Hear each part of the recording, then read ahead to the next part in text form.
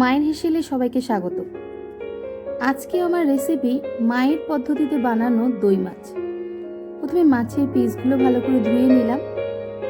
এবার 2 টেবিল চামচ মিষ্টি দই ভালো করে ফেটিয়ে নিলাম। মাকে দেখেছি সবসময় এই রেসিপিটা মিষ্টি দই দিয়ে করতে। এরপর মাছের মধ্যে লবণ দিয়ে দিলাম, হলুদ দিয়ে দিলাম, ভালো করে মাখিয়ে নিলাম।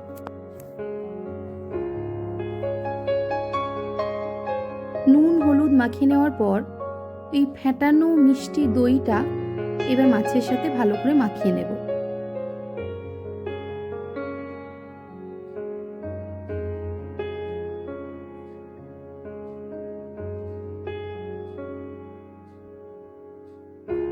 দশ মিনিট রেখে দেব যাতে লবণটা মাছের মধ্যে চলে যায় এবং দইয়ের ফ্লেভারটাও ভালো করে ঢুকে যায়। এইবার গ্যাসে কড়াই বসিয়ে কড়াইতে সর্ষের তেল দেব।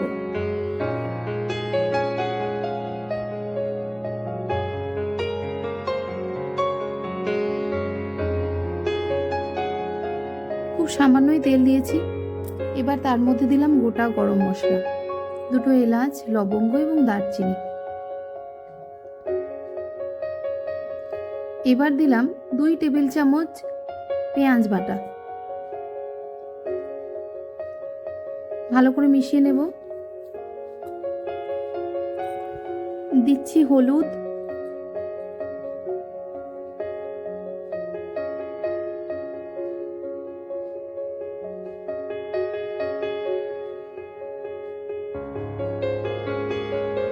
লবণ।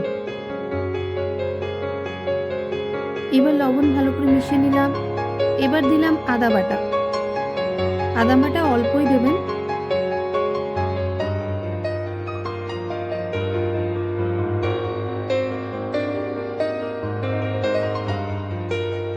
সবশেষে দেব রসুন বাটা। এখানে চিনির ব্যবহার করলাম না, কারণ দইটা মিষ্টি দই আছে। মশলাটা ভালো করে কষিয়ে নিচ্ছি। এবার দিলাম হাফ চা চামচ ঝাল লঙ্কার গুঁড়ো এবং হাফ চা চামচ কাশ্মীরি লঙ্কার গুঁড়ো, ভালো করে মিশিয়ে নিলাম।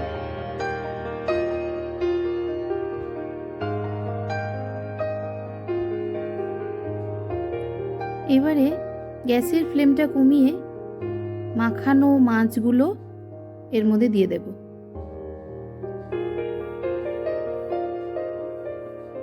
গ্যাসের ফ্লেমটা বাড়ানো থাকলে অনেক সময় দইটা ফেটে যাওয়ার সম্ভাবনা থাকে, তাই কমিয়ে দেওয়াই ভালো। এবার মাছগুলো একটু উল্টে পাল্টে নেবেন।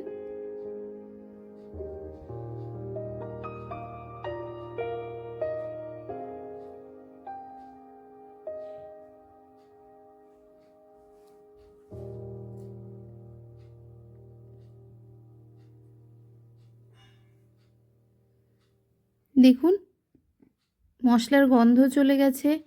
এইবার যতটা গ্রেভি রাখবেন সেই অনুপাতে জল দেবেন।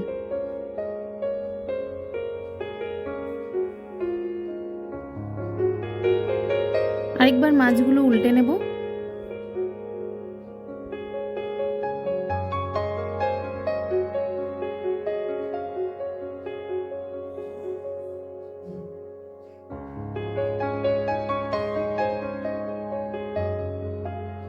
দেখুন জল ফুটতে শুরু করেছে।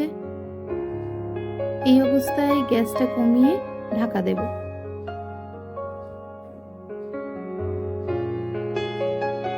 এবার গ্রেভি গায়ে গায়ে খানিকটা হয়ে আসলে দিলাম গরম মশলা গুঁড়ো ও সামান্য ঘি।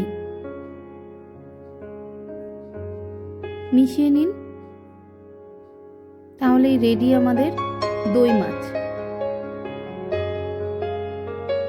দেখুন মাছ রেডি অ্যান্ড সার্ভড। ধন্যবাদ।